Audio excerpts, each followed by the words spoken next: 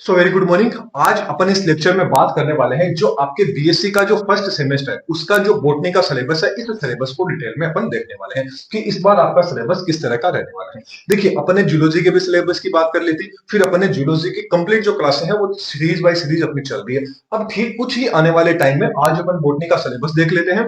उसके अलावा फिर आने वाले टाइम में इसके पूरे के पूरे जो लेक्चर रहेंगे, इसका क्लासिफिकेशन हो गया, जनरल कैरेक्टर्स हो गया, रिप्रोडक्शन हो गया, लाइफ साइकिल हो गया, ये सारे के सारे जो लेक्चर होंगे वो धीरे धीरे यहाँ भी आपको देखने को मिल जाएंगे बॉटनी के भी। तो जियोलॉजी का साइड बाय साइड चलता रहेगा, साइड बाय साइड आपका बॉटनी का भी चलता रहेगा। तो आज बॉटनी का सिलेबस देख लेते हैं। लास्ट में क्या होगा कि जैसे कि अपना आप सबको पता है कि अपने लेक्चर जैसे ही कंप्लीट हो जाते हैं कि पर्टिकुलर एक लेक्चर कंप्लीट हो गया, ये एलगी का अपने करेक्टर पढ़ लिया, तो उसके जो नोट्स होते हैं वो नोट्स भी आपको कहाँ मिल जाते हैं, टेलीग्राम पे मिल जाते हैं। तो वो भी अपना सिस्टम एकदम सही है कि आपको नोट्स भी मिल जाएंगे, साथ में आपको समझने के अकॉर्डिंग वीडियो लेक्चर भी मिल जाएंगे। तो चलिए अपन बॉटनी के सिलेबस की बात कर लेते हैं, जो आपका फर्स्ट सेम में क्या सिलेबस रहने वाला है।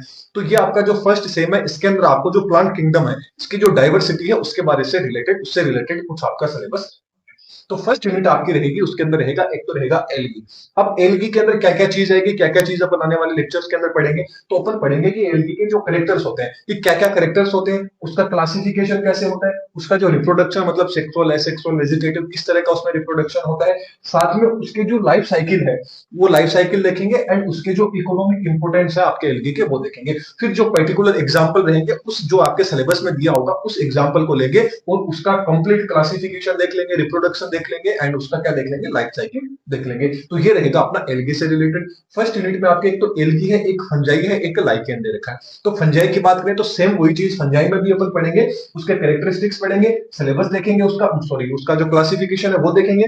उसके अलावा क्या देखेंगे, उसका रिप्रोडक्शन देखेंगे, कौन सा होता है, सेक्सुअल होता है, सेक्सुअल होता है या वेजिटेटिव होता है। फिर उसकी जो लाइफ साइकिल है वो देखेंगे, एंड इंपोर्टेंस क्या है उसके इकोनॉमिक वो देख लेंगे। फिर पर्टिकुलर एग्जांपल लेंगे और उसका अपन डिटेल के अंदर उसको क्लासिफाई कर देंगे। अब जो आपका लाइकेन रहेगा, लाइकेन के अंदर ओनली फॉर जो आपका सिलेबस है, हो सकता है आपका सिलेबस में थोड़ा बहुत हो, अलग आगे पीछे हो, तो जो लाइकेन के सिलेबस में एक तो इसका जनरल कैरेक्टर दे रखा है, एक इसकी जो लाइफ साइकिल है वो दे रखी है। मतलब जो लाइकेन का क्लासिफिकेशन है वो नहीं दे रखा है। तो आप लोग आगे बोलोगे तो मैं क्लासिफिकेशन भी करवा दूंगा आपको। तो फिलहाल जो लाइकेन के अंदर आपको सिर्फ इतना ही दे रखा है।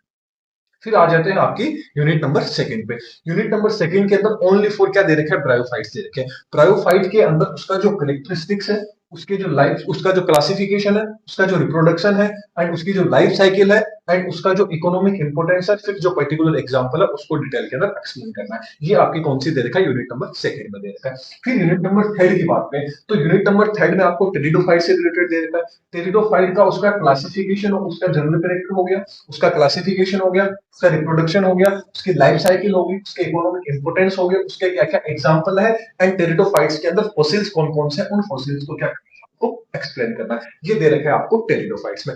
अब टेरिडोफाइट के अलावा यदि अपन बात करें कि आपका जो फोर्थ नंबर की जो यूनिट आ जाती है जिम्नोस्पर्म वाली, जिम्नोस्पर्म एंड एंजियोस्पर्म। तो जिम्नोस्पर्म के आपको कैरेक्टरिस्टिक्स बताने हैं, उसका जो क्लासिफिकेशन है वो, उसकी जो लाइफ साइकिल है वो, उसके इकोनॉमिक इंपोर्टेंस हो गए, साथ में इसके क्या बताना है, एग्जांपल द्वारा इसको एक्सप्लेन कर देना है। फिर बात कर लेते हैं एंजियोस्पर्म की। तो एंजियोस्पर्म में ओनली फॉर आपके सिलेबस में दे रखा है कि आपका जो कैरेक्टरिस्टिक्स है, लाइफ साइकिल है, एंड आपकी जो एग्जांपल्स है। देखिए, ये आपके जो शेखावाटी यूनिवर्सिटी होगी, राजस्थान यूनिवर्सिटी होगी, कोटा वगैरह होगी, अलवर होगी, एंड आपकी और भी जो जो यूनिवर्सिटी है उसके अकॉर्डिंग, मतलब सिलेबस तो यही रहेगा, बस इतना है कि जिम्नोस्पर्म इसमें आ गया, ये उसमें चला गया, ऐसे क्या रहेंगे, मिक्स होंगे, वो आपको देखने को मिल जाएंगे। ऑलमोस्ट आपका फर्स्ट सेम का जो सिलेबस है वो आपका यही रहने वाला है। इसमें मोनोकोटोलिडीन्स क्या हो जाते हैं, डाइकोटोलिडीन्स क्या हो जाते हैं, ये सारी चीज दे रखी है, जो आने वाले लेक्चर्स के अंदर और डिटेल के अंदर एक्सप्लेन कर लेंगे। तो ये था आपका बीएससी फर्स्ट सेम का बोटनी का सिलेबस। काफी लोगों के कमेंट आ रहे थे कि बोटनी का भी बता दीजिए, बोटनी की भी क्लासेस स्टार्ट कर दीजिए।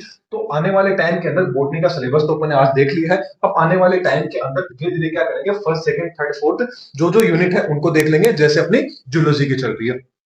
फर्स्ट सेम का सिलेबस मैंने बता दिया था, उसके जो लेक्चर है वो भी आ रहे हैं धीरे धीरे, एंड उसके नोट्स भी धीरे धीरे आपको टेलीग्राम पे मिल रहे हैं। तो टेलीग्राम को ज्वाइन जरूर कर लीजिएगा। आपको जो फर्स्ट सेम रहेगा, सेकंड सेम है, आने वाले जितने भी सेम एमएससी तक सबके सब नोट्स हैं वो आपको टेलीग्राम पे मिलते रहेंगे। तो चलिए नेक्स्ट लेक्चर में इन्हीं लेक्चर के साथ फिर मिलेंगे। Thank you. चैनल पे नए हैं तो चैनल को सब्सक्राइब जरूर कर लीजिएगा।